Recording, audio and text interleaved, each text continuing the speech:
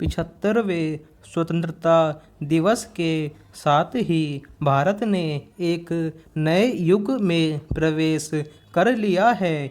स्वतंत्रता के 75 वर्ष की हमारी गौरवशाली यात्रा यह जगाती है कि आने वाले समय में हम और अधिक तेज गति से आगे बढ़ेंगे और इस क्रम में उन सपनों को भी साकार करेंगे जो हमारे स्वतंत्रता सेनानियों और संविधान निर्माताओं ने भी देखे और हमारी आज की पीढ़ी भी देख रही है। ये सपने हैं सक्षम, आत्मनिर्भर और समरस भारत के, एक ऐसे भारत के जिसमें सभी सुखी और समृद्ध हों और सबके बीच सद्भाव हो। भविष्य के भारत का निर्माण करने के लक्ष्य की ओर बढ़ते समय हम इसकी अनदेखी नहीं कर सकते कि हम केवल 75 साल पुराने राष्ट्र नहीं हैं। यह अच्छा हुआ कि स्वतंत्रता दिवस की पूर्व संध्या पर प्रधानमंत्री ने यह याद दिलाया कि विभाजन के दर्द को भूला नहीं जाना चाहिए। भारत का विभाजन केवल देश के लिए ही नहीं, दुनिया के लिए भी एक बड़ी त्रासदी था। इस त्रासदी ने जो सबक दिए वे विस्मृत नहीं होने चाहिए। इसी तरह हमें अपनी उस सांस्कृतिक थाती को भी विस्मृत नहीं करना चाहिए जो हमने अपनी परंपराओं में संजो रखी है। हमारी संस्कृति और उसकी समृद्ध परंपराओं ने हमें विशिष्ट रूप में गढ़ा है, इसलिए हमें उनका स्मरण भी करते रहना है और खुद को एक आधुनिक राष्ट्र के रूप में ढालना भी है, क्योंकि यही समय की मांग है। हमें यह हर क्षण याद रखना होगा कि हम हजारों साल पुरानी उस संस्कृति और सभ्यता के वारिस हैं जो समस्त वसुधा को एक परिवार मानती है और जो सबके कल्याण की कामना करती है। स्पष्ट है कि हमें एक ऐसे भारत का निर्माण करना है जो दुनिया के लिए एक प्रेरणा स्रोत बने और उसका नेतृत्व करने की क्षमता से भी लैस हो।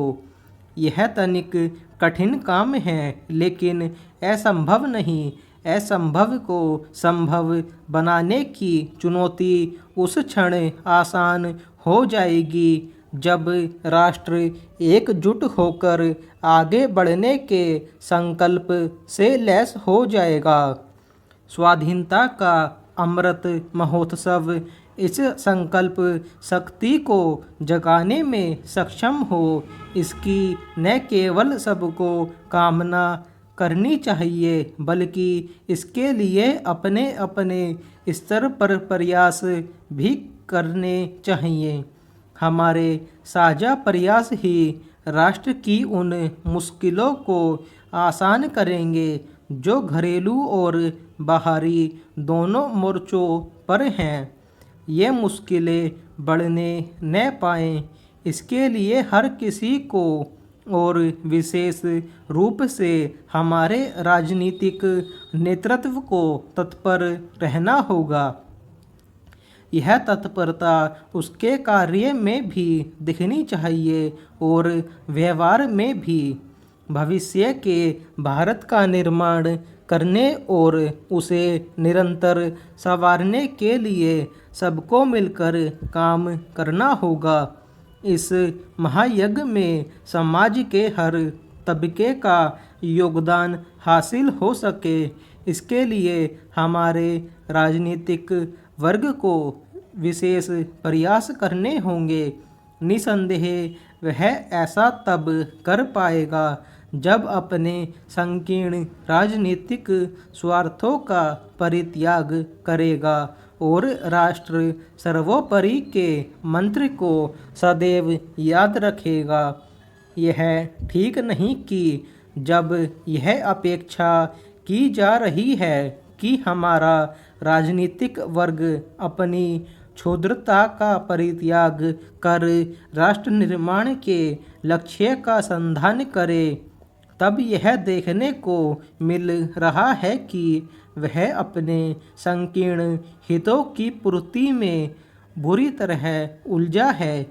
यह उलझाव संसद के मानसून सत्र में देखने को मिला, जब स्वतंत्रता के 75वें वर्ष में प्रवेश के अवसर पर संसद के मानसून सत्र को कोई नज़ीर स्थापित करनी चाहिए थी। तब उसने एक बेहद खराब उदाहरण पेश किया। इस पर चिंतन मनन होना ही चाहिए कि आखिर न चलने वाली संसद देश को कहाँ ले जाएगी।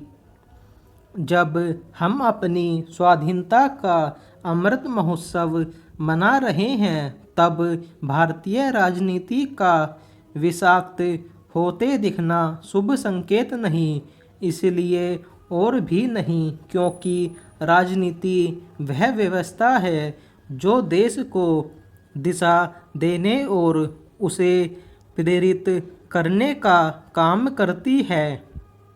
बेशक समय के साथ हर व्यवस्था में सुधार आता है, लेकिन हमारी राजनीतिक और लोकतांत्रिक व्यवस्था में सुधार तीव्र गति से हो, इसके लिए जनता को भी अपने हिस्से की जिम्मेदारी निभानी होगी।